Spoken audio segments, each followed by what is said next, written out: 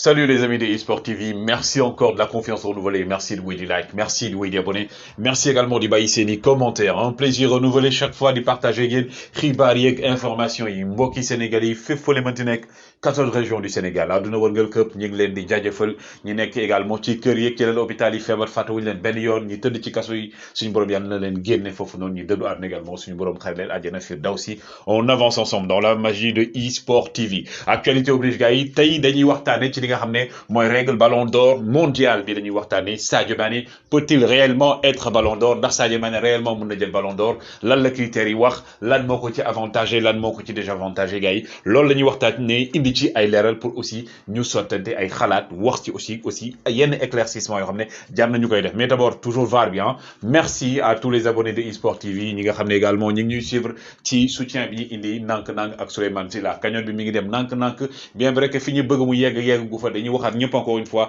na ci ñëpp jàpp parce que suñu mbokki frère la suñu mbokki sénégalais la doomi aadama la comme ñëpp aussi di bay waaram ci benn biir ndogal fekk ko fa donc ku nekk li nga si mën a jàpp nga jàpp ci wax naa ko chaque fois ma def vidéo dinaa épingler li nga xam mooy code pour Orange Money bi numéro Orange Money bi numéro Wave bi ak aussi def nañ li nga xam ne mooy Kopar Express lien bi dinaa ko ci def ñi nekk ci tugal bëgg ci jàpp boo leen ci cliquer di ngeen ko def cagnotte bi nag day dem ba fii ak le 28 mai gars yi lu ci waay def rek jàppal ne sa bopp nga ko defal sa frère nga ko defal parce qu'il le mérite ñaanul dafa doon liggéey tolof ko dal ko ci mën na dal ñu ñëpp di ñaan aussi suñu borom fëgg boppam mu juk li nga xam ne nag moo jëm ci wàllum football bi Idrissa Gana Gueye tey il ne sera pas du côté du match entre le Paris Saint-Germain ak Strasbourg parce que moom dañ ko suspendre ndax carton yi mu jël cumul de carton yi Idrissa Gana Gueye donc tey du jouer Paris Saint-Germain également xam ngeen ko jël na championnat de France même bu fekkee ne match yaa ngi woy ba léegi ñoom nag seen maillot collector bi defar nañ ko ngir def ci étoile bi lii nii mooy maillot boo xam ne peut-être di ngeen ko gis mais du maillot boo xam ne déwén moom la ñuy sol parce que étoile bi si mais manche bi lañ wax lañ koy def ci loxo bi boog lañ koy def mais bii pour wane la mais gars yi anecdote yi may joxe tey mooy ki nga xam ne mooy Roy Keane nekkoon capitaine ci ki nga xam ne mooy ci Manchester United nee na moom nag li ko neexul ci Rashford mooy Rashford day reetaan lu bëri rek nee na jour la boo xam ne da nga koy gis mu nekk échauffement di reetaan nee na joueur warul ñàng reetaan dafa war di ñàngal buy dugg ci terrain bi ane wane motivation loolu la wax ki nga xam ne également mooy Oriolo De Laurentiis moom nag jaxase na dëggantaan Zlatan Ibrahimovic ak ki nga xam ne nag moom mooy donc l'ancien entraîneur de Naples yëpp ngeen xam ko muy Gattuso nee na ki nga xam ne mooy Zlatan waroon na ñëw d'accord nañ ci signer contrat bi lépp ba Ancelotti avant ñu ko dàq ne woon d'accord na ci mais Gattuso moo ñëw ne ko comme que léegi may entraîneur bu bees bul indi Zlatan ndax gëm naa li ma la wax boo ma wóoloo rek bul indi Zlatan gars yi nag neen loolu dina jur coow Osimhen aussi contrat bi mu signé yéeni kaay bi di de Sun moom nee na ki nga xam ne Osimhen ci contrat bi dañ ñu ko warul dem boîte de nuit warul dem également def li nga xam ne mooy shopping tant que blessé wul loolu la ko gars yi wax donc loolu mooy anecdote bi ma leen joxe tey Satchi nag moom nee na Paolo Maldini da ko jaaxal ndax nee na dafa woo Paolo Maldini ne ko yow star nga woon légende woon nga si football tey nga nekk dirigeant nekk star te ba ngay ñëw fi nga xam mooy Milan amuñu woon koppar nan nga defa indi ay joueurs mu ne benn moment boo yorul koppar il faut nga utiliser sa intelligence utiliser également sa connaissance kii di Karim Benzema donc du côté du Real de Madrid il a donc célébré son 600e match gis ngeen ko ak Fiorentino Perez ci maillot bi nii mais aussi toujours du côté du Real de Madrid gars yi nee nañ nag li nga xam ne moom mooy transfert Rudiger c'est presque fait donc lépp bu ñu xool transaction bi lépp pour mu ñëw foofu noonu ça va leur coûter 59 millions d'euros lay coûter ñi nga xam ne mooy waa Real de Madrid également gars yi commencé wax rumeur bi ne ñoom def nañ proposition ki nga xam ne mooy donc kii di Paul Pogba pour mu ñëw rejoindre seen milieu de terrain bi déwoon loolu la gars yi wax contrat ba 2025 daal lañ koy waaj a proposer ce sont les dernières rumeurs et les dernières informations du moment à prendre avec des pincettes ki nga xam ne également mooy Luka Jovic moom bokk na pendant ce temps moom ci short list bi nga xam ne waa Bayern def nañ ko pour un éventuel départ de Robert Lewandowski bu Lewandowski waree dem donc à l'heure mi ngi ci liste bi Jovic également moom mi ngi ci liste bi ndax moom nee dafa bëgg a jóge Real te bëggul dem Premier League Allemagne la bëgg a daal di dellu pendant ce temps également la pépite du Real plutôt de l'Atlético de Madrid ki ñu naan mooy le futur Cristiano Ronaldo ngeen gis ko donc aujourd'hui Joao Félix moom reprendre na entraînement yi nank gannaaw blessure bi mu amoon du côté de l'Atlético de Madrid Ousmane Dembélé ñi ngi naan situation bi ngi commencé changer nank moom ak ñi nga xam ne mooy donc waa FC Barcelone nee nañ ñu ngi commencé di déggoo nank même bu fekkee ne Dembélé sur le principe moom dégg nañ ne jox na accord am waa Paris Saint-Germain mais rien n'est encore fait parce que moom li muy laaj ci koppar dafa xaw a bëri pendant ce temps aussi du côté de Manchester United ki nga xam ne nag mooy Cristiano Ronaldo CR7 gars yi 9 derniers matchs nga xam ne joué nañ ko CR7 a marqué 8 buts benn mancunien rek moo dugal à part CR7 muy Fred mais ñi des yëpp seen but yëpp Cristiano Ronaldo moom moo ko dugal Cristiano Ronaldo nga xam ne actuellement mooy meilleur buteur ci Big Four bi donc Big Six bi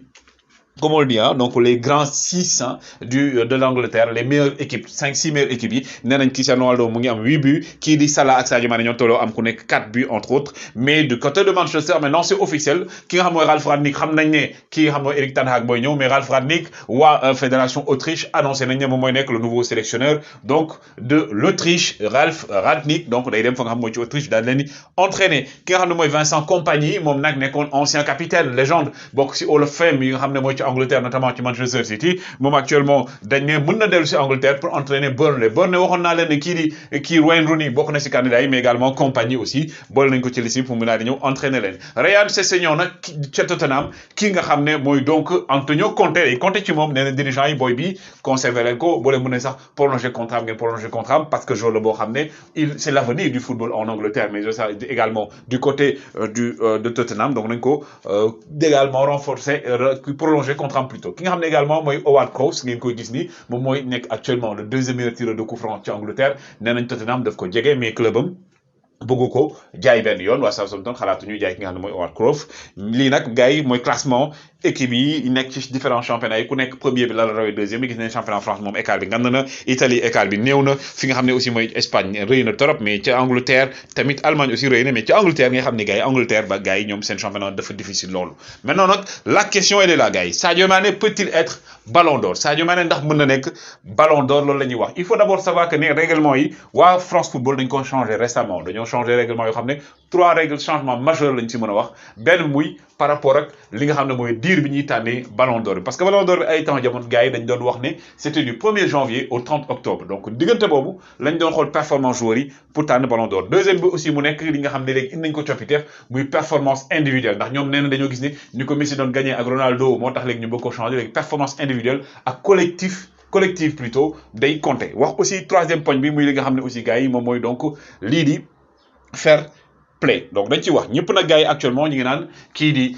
Karim Benzema moom moo ko war a gagné wala ñu Karim Benzema mooy favori pour gagner ko, parce que bu ñu tegee performance individuelle dañuy wax ci Karim Benzema, dañ ne Karim Benzema moo ëpp lu muy dugal, c'est un attaquant. ñu ne aussi Karim Benzema il est décisif dans les grandes rencontres par rapport ak li nga xam ne équipe yi mu dajeel. Actuellement en championnat aussi mi ngi porter Real de Madrid, ñi ngi waaj jël championnat bi, en Ligue des Champions mooy porter aussi Real de Madrid, jël na aussi trophée ca Espagne ah, mais aussi jël na li nga xam ne mooy Ligue des Nations la jël ak équipe de France. Pendant ce temps aussi gars yi ñi ngi wax keneen koo xam ne aussi mooy Kevin De Bruyne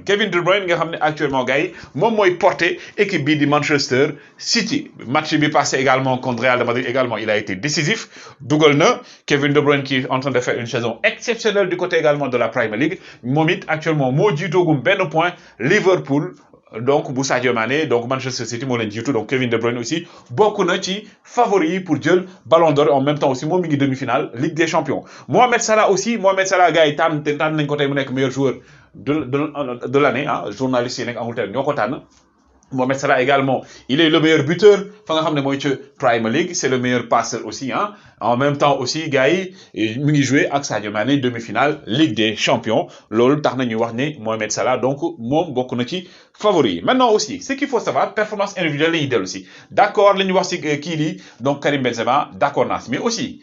premièrement performance individuelle Sadio Mané aussi amul lu muy envier Karim Benzema, parce que Sadio Mané pendant la Coupe d'Afrique il a été décisif au niveau de l'équipe nationale, moo porté équipe nationale auteur de 3 buts, ñu tànn ko mu nekk meilleur joueur, mu gagné Coupe d'Afrique pour la première fois avec l'équipe nationale du Sénégal. En même temps moom moo dugal le but le plus décisif, donc performance individuelle également Sadio Mané tient la corde. Bu ñu ñëwee aussi te Liverpool, Sadio Mané actuellement est le deuxième meilleur buteur en phase d'élimination directe. Ça, c'est la deuxième chose. Troisième chose également, Sadio Mané mi ngi dugal ay buts parce que en 44 matchs, il a marqué 20 buts et délivré 4 passes décisives. Et que seetlu nañ également 10 derniers matchs yu ñu joué, Sadio Mané est à 9 buts. Et aussi bu ñuy wax performance individuelle, c'est le joueur qui s'adapte le plus dans un système, notamment du côté de Liverpool. Joué na côté droit, joué na côté gauche, ñu indi Diaz, ñu ne Diaz da koy yóbbu banc, mu ñëw léegi ñu teg ko li nga xam ne mooy faux neuf, nekk attaquant hybride, il marque encore des buts, donc loolu day compter. Sadio Mané également sur le plan individuel moo dugalaat but bi qualifié Sénégal Coupe du Monde, donc sur le plan individuel également performance individuelle Sadio Mané individuellement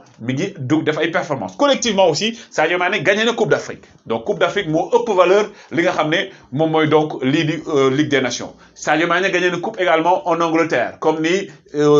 kii plutôt comme ni Karim Benzema gagné coupe Angleterre ñaari coupe yooyu ñoo ko tolloo Sadio Mané mi ngi demi-finale Ligue des Champions comme je l'ai dit donc aujourd'hui également collectivement Sadio Mané aussi porte son équipe quart de finale dugal na aussi demi-finale dugal na donc performance individuelle Sadio Mané mi ngi ci kaw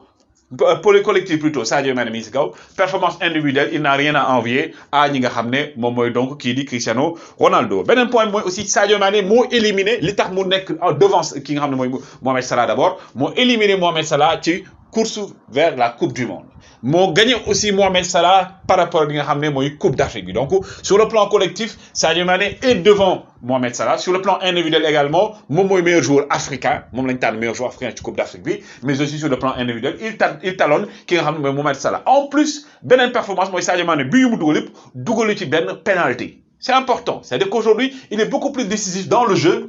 que ay situation yoo xam ne également day penalty et tout donc loolu aussi day nekk loo xam ne ça joue à l'avantage de Sadio Mané maintenant ce qu'il faut savoir mooy que ne li nga xam ne tey mooy fair play bu ñuy wax aussi critère fair play bi nga xam ne gars yi moom mooy donc permettre en quelque sorte bu amee égalité ñu mën a tànn Sadio Mané actuellement fair play moo raw gars yi parce que depuis 2017 la Sadio Mané nga jógee carton rouge depuis 2017 donc aujourd'hui par rapport hygiène de vie par rapport lui comporté wu Sadio Mané fair play moo ngoog avantage bi nag aussi gars yi mooy que ne léegi booy seet comme wax naa ko règle bi nga xam ne waa France Football changé nañ ko mooy que ne léegi à partir du 1er août ba le 30 juillet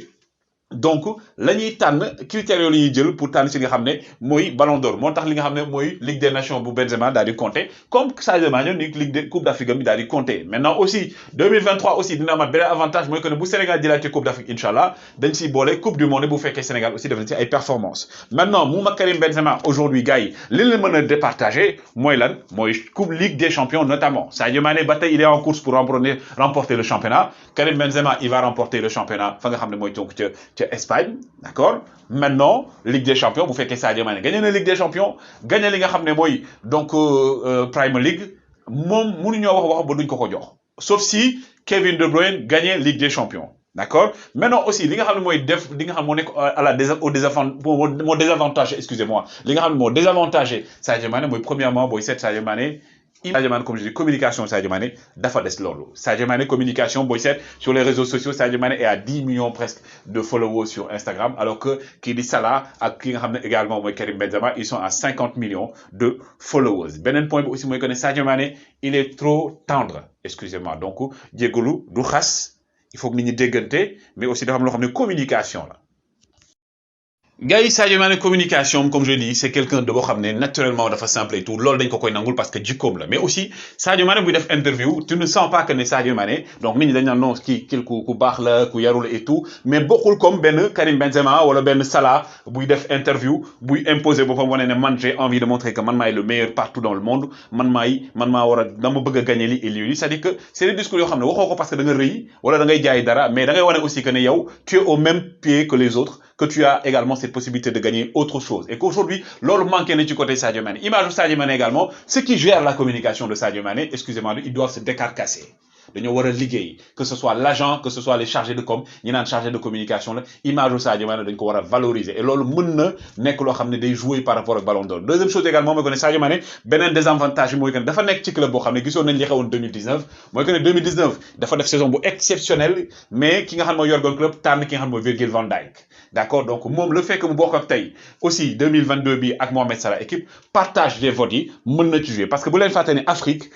lu tolloog 21 journalistes africains ñooy voté du côté de l'Europe c'est une quarantaine à 41 journalistes ñooy voté donc aujourd'hui au niveau du club partage des votes yi mën na nekk loo xam ne da koy désavantagé parce que ñenn dañ naan damay voté Salah ñenn ñi ne damay voté Sadio Mané alors que au niveau du Real ñëpp dañuy voté ki nga xam ne mooy Karim Benzema aussi loolu le fait que déjà africains yi 21 di voté ñeneen 41 di voté mën na ci jouer donc le fait que aussi mu bokk club partager points yi mën na nekk loo xam ne da koy désavantagé mais aussi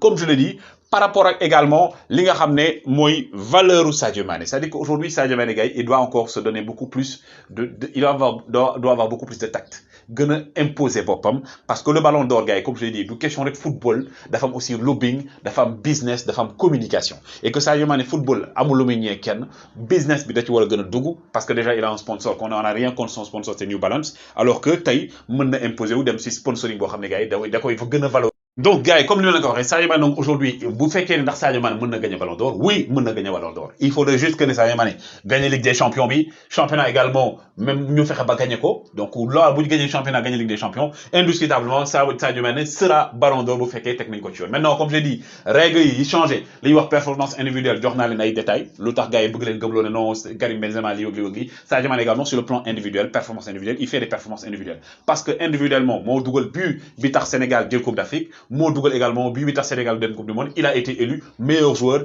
Aujourd'hui, au niveau de Liverpool, il fait partie des meilleurs buteurs. Et donc, comme je dis encore une fois, donc performance individuelle, il tient la route. Performance collective, il est devant Benzema. Parce que moi, gagné Coupe d'Afrique, moi, haute valeur de Ligue des Nations. Moi, gagné également le meilleur joueur africain, entre autres. Et au niveau de Liverpool aussi, il a joué trophée. Donc, ça a du mal sur ce plan. C'est important. Maintenant, comme je dis, inconvénient avec moi, déjà, 21 journalistes africains ont voté.